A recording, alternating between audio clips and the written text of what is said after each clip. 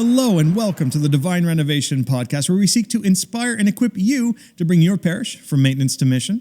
My name is Dan O'Rourke, and it is summer, and I'm wearing my summer shades. And today we're going to have a conversation with Hannah Von Spruce. Many of you would know Hannah. She is a UK coordinator for Divine Renovation. And today, Father James and Ron and I have a conversation with her about the Divine Renovation UK Conference. One of the things our ministry is best known for is events all over the world, and the UK Conference was a special moment in time for the hundreds of people that were there. Enjoy today's conversation.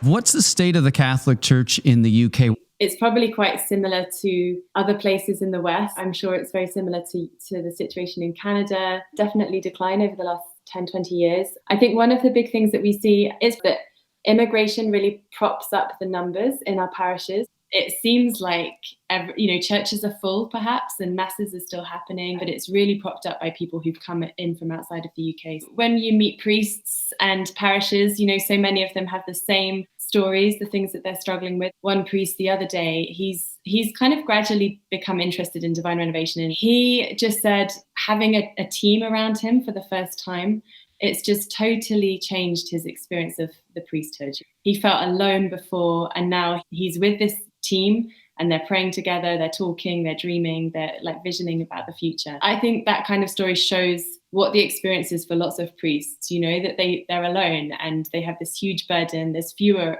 priests, often the same number of masses that they have to do and the same kind of burden of work. What strikes me as odd is that it's so foreign to so many people in those leadership roles. It just seems to be the norm that priest does not have a team to help him lead. I think it wasn't necessarily foreign for a priest to maybe consult with some key people. I don't think it was ever done really in an intentional way to try to get balance or anything. But, a senior leadership team is not just about consultation. It really is a form of shared leadership. So that's just the model of leadership that we've inherited. The priest as the lone ranger, and that's the culture that we've come out of. And in a Christendom model, that was okay because most priests can do what they were trained to do, but to be leaders in a church in a post-Christendom world, we were not trained for this. And we still know how to do all of these things. We're competent over here, but in these areas, if we're going to move into that territory, we need help. With parishes, as you go out and speak to them and you have conversations about things like senior leadership teams, how are you being received? I meet so many priests who I think this is what they would really like, but moving from where they are now to that place where you have a healthy, functioning team, that's really tough. I've seen parishes go through different numbers of teams because, the first one didn't work and they had the wrong people on it or whatever.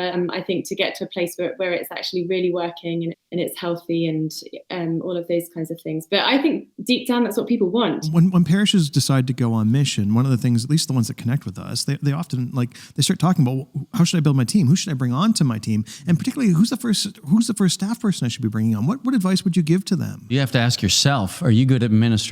If you are, then you'll probably do the administration and then hire somebody for evangelization. But if you're getting buried in administration and you're passionate about evangelization, you might want to hire somebody to help you get out from underneath all the administrative work you do to free you up to do that. Any staffing position, you've got to be creating a staffing position with the next position in mind. So avoid staffing positions that are going to thwart that. So for instance, it's often a common thing in churches to say, well, the first thing we're going to do is hire a youth minister. Even, grumpy parishioners believe we should do something for the youth. So let's start a youth group. But if you invest in evangelizing and raising up missionary disciples, it will open up the door for your next hire, whereas some positions don't do that. The biggest investment you can make at the beginning is adult evangelization. I think seeing parishes where they're beginning to do that, you just see the fruit of it. Because you've been doing this for a little while and working with a bunch of different parishes, I would love to understand what you see might have changed over the last year. Do you sense any change? People are talking more about evangelization. Do you know what I mean? People know that it's something parishes need to do, right? And they talk about it. You hear of all kinds of different initiatives that different dioceses are doing and that kind of thing. It's just interesting to see the parishes that we think are being influenced by the ideas of Divine Renovation. They might not be coaching, but, they're taking up some of these ideas. And I mean, it's very, very early days, but I'm just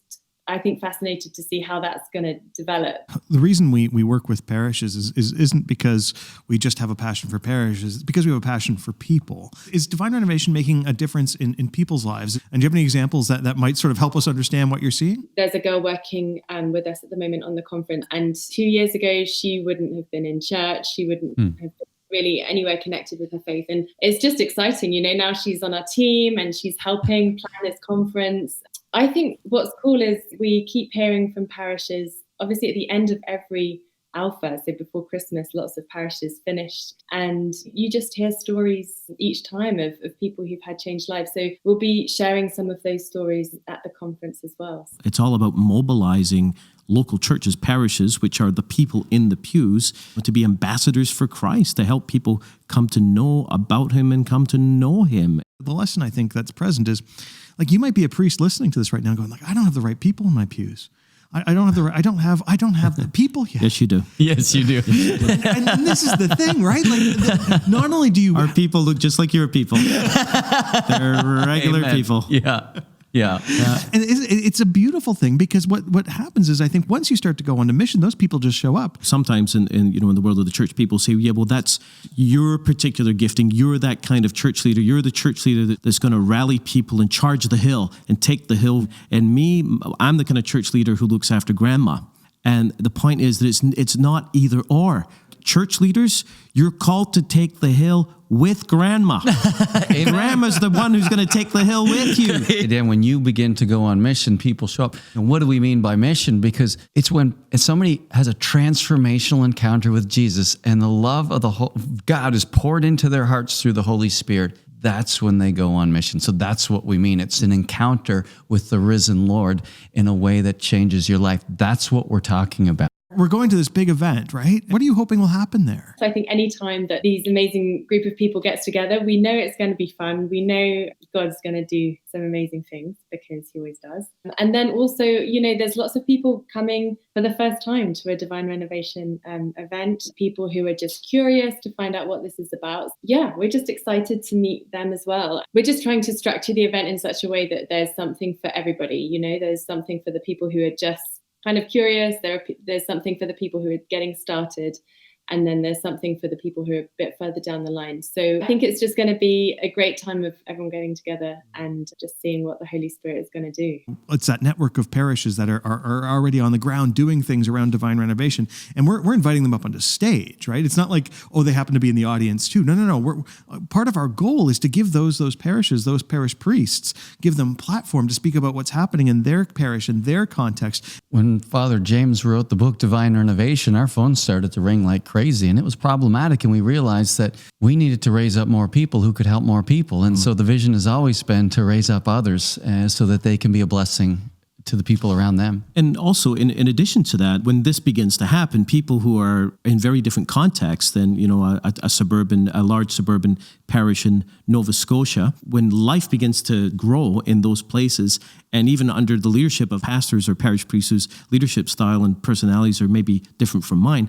it blows apart this idea that, yeah, that's good for you, but that could never happen here. What really heartens me is the fact that we're seeing what we'd hoped to happen in terms of we're seeing those parishes own the mission. We're seeing those parishes drive the mission. We're seeing those parishioners, particularly those parishioners. We see them stepping up, spending their time, trying to make it a good experience so that we can get more parishes involved in the mission, more people on fire for the opportunity, so that we can yet reach more people, so we can bring more people to Jesus. And is there anything else you wanted to share about about what you're seeing in the UK? Things happen so quickly, like I think some of the testimonies that were at the last conference, we've got, brand new stories, and people are sharing their stories at this conference because so much has happened for them. I'm just excited for anyone in the UK to just come along and just see what this is all about and come and experience it for yourself.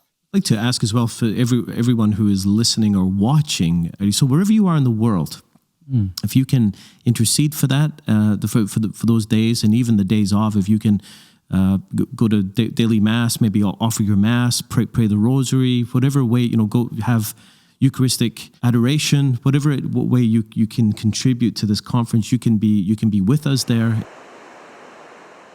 I hope you enjoyed today's conversation. If you want to stay connected with Divine Renovation, why don't you try downloading our app? Go to your app store. You can download the Divine Renovation app and stay connected with this summer short series and other things we've got going on in the ministry. Join us next week for another summer short.